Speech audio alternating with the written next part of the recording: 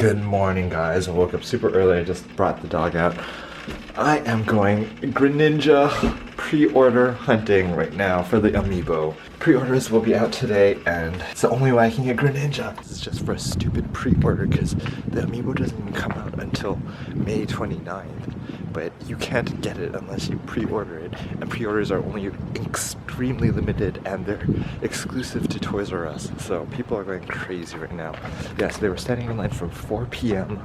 last night, and someone started standing in line from 6 p.m. and he was already 6th in line, and they're probably only going to get like less than 10 per store. A little over 3 hours early, so hopefully I can get one. I'm getting a little scared because I don't know if I'm gonna make it. This is the Bay Area. People are crazy about Amiibos, so I'm kind of scared. I was number 11 in line. The guy jumped out right in front of me, so I didn't get one. Again, I'm always like one behind.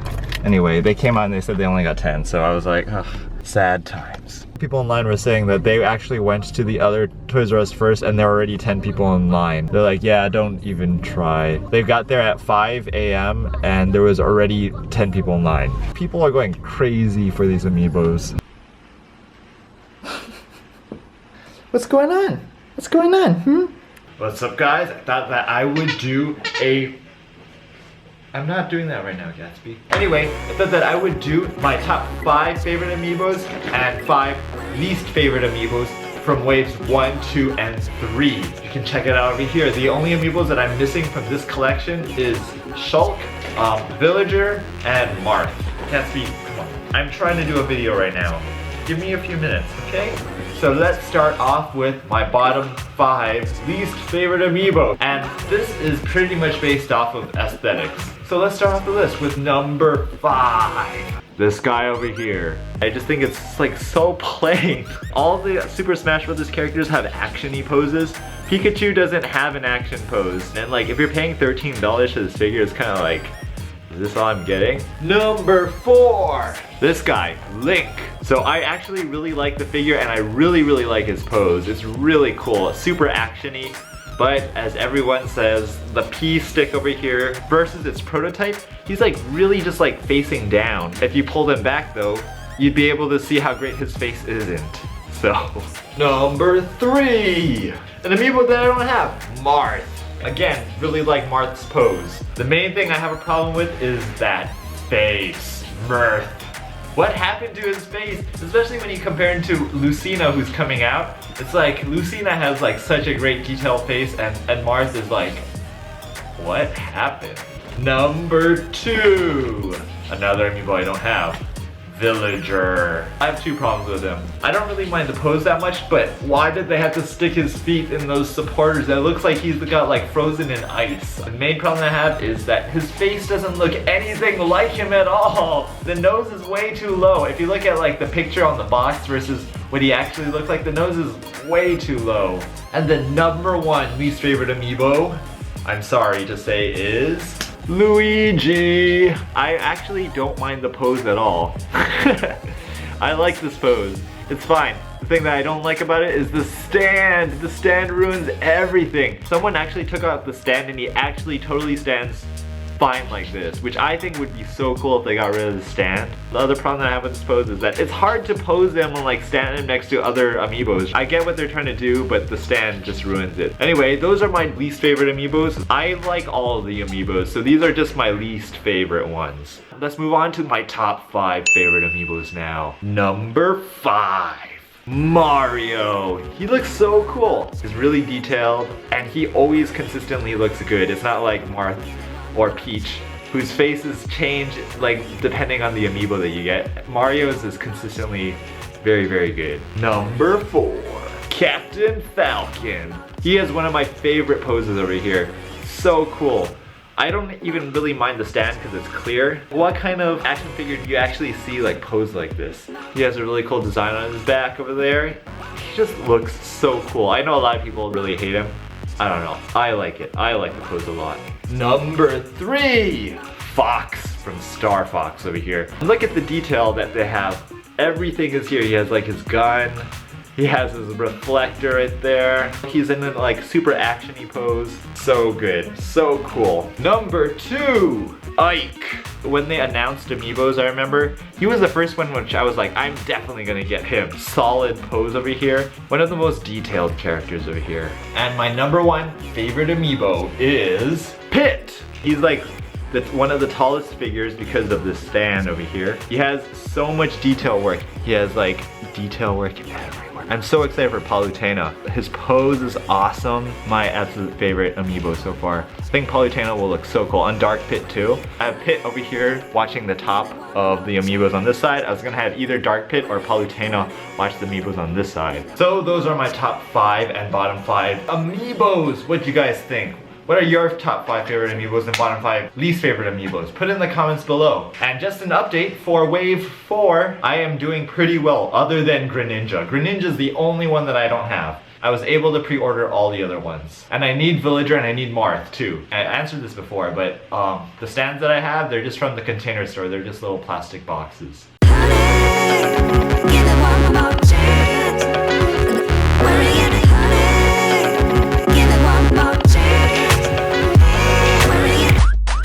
Okay, I just went and got a little bit of a trim on the sides, and now I'm gonna go and work out at the gym, so I'll see you guys there.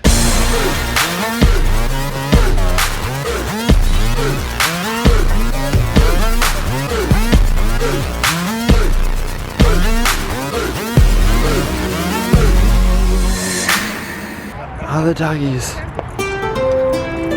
Hi! Gatsby, Simba, Cooper, Breach. Wow, go, go, go. Running, running, running.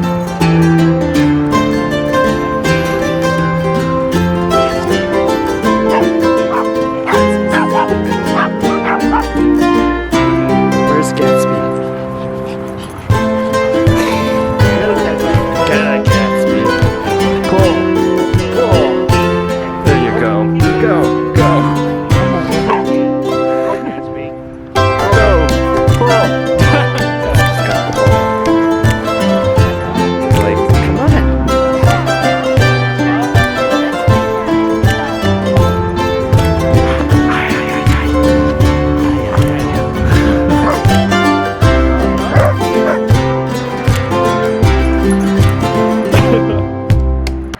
Now we're leaving.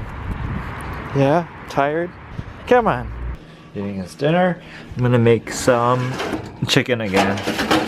Pesto chicken because the pesto sauce is gonna go old soon. Olive oil here. Okay, let's add the frozen chicken now. Oh, almost dropped it.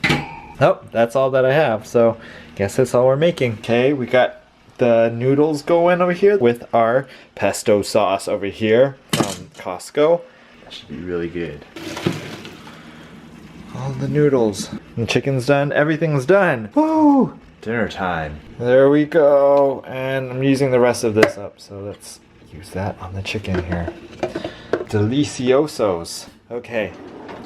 Now it's time for dinner.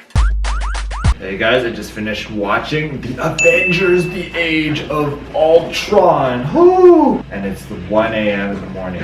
So I thought that I would just give my quick spoiler-free review. I liked it. A little bit of backstory. The original Avengers I liked, but I didn't really love it that much. I felt like the movie was incredibly meandering. It took very long for the characters to get from point A to point B. It could have been a lot more efficient with the plot. Oh, Loki's in Berlin and all this stuff like that, which I was like, it had nothing to do with anything.